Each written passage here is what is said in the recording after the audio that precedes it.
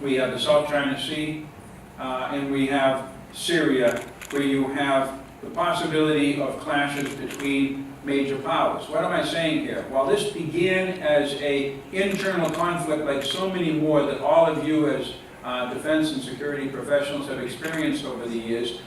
We now have 5 outside military forces. We have problems with both of them, let's just leave it there, but of course our position on Iran is very clear. We see Russia as someone that we can talk to, and we do talk to Russia at every level. You can't get rid of Assad in Iran, though.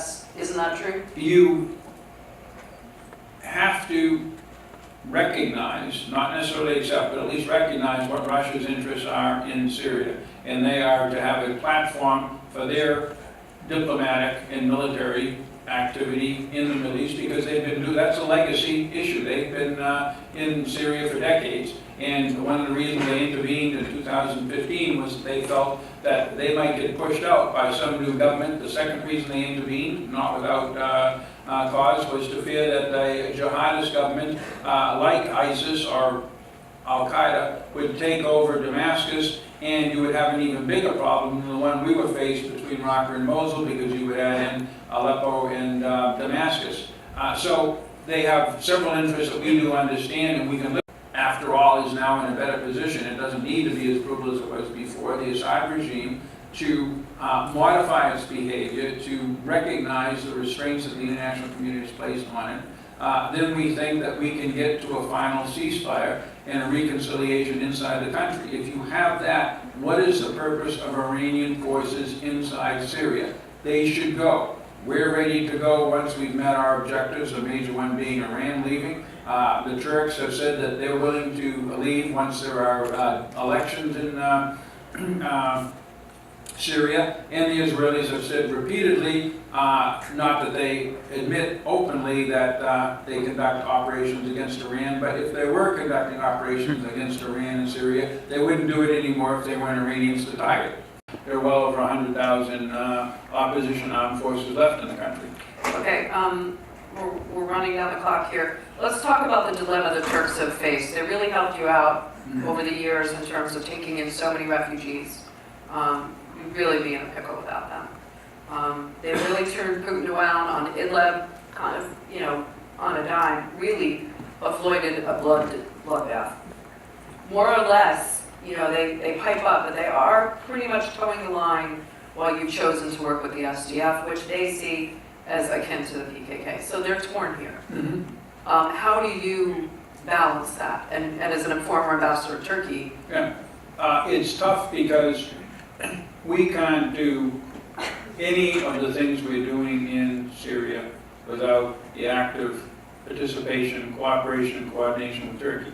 But we also cannot be present in the northeast of the country and continue the fight against Daesh, which is not yet over, unless we have a local partner. And that local partner since 2014 has been the PYD, which is a Syrian offshoot of the PKK, although we have not designated it a terrorist organization, which we did do the PKK, and that's an issue of great concern to the Turks, but we haven't done it. Now, the Turks, as you said, basically went along with this when they understood that the mission was defeating Daesh, which was one of Turkey's 3 or 4 security priorities emanating out of Syria. The Istanbul attack and 3 or 4 other serious attacks were carried out inside Turkey by Daesh.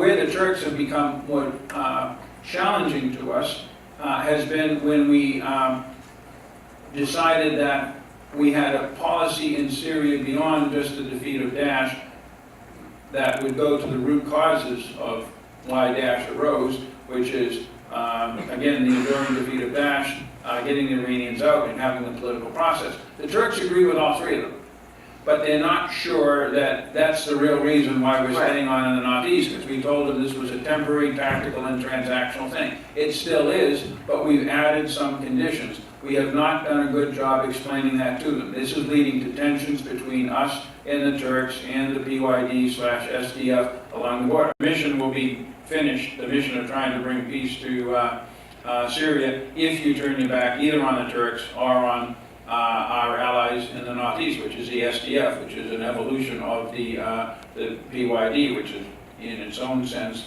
a offshoot of the PKK. That's the dilemma we have, and we're trying to convince both sides that it's best to focus, because the BYD also wants to see a different Syrian government. They don't want the Iranians in there, and they want to see more than anybody else, because they've suffered under it, the defeat of Daesh. So there are common objectives. The problem is, once again, the Turks, for understandable reasons, do not want to see a group of people allied with the PKK along the southern border. How do we deal with this? First of all, we're working with the Turks to get the PYD elements back across, as you're looking at the map, the Euphrates, where they are in Manbij. Secondly, we have given the PYD, in contrast to other groups we supported in the past, only what those of you who have experience in the ground forces would call a light infantry battalion package of equipment.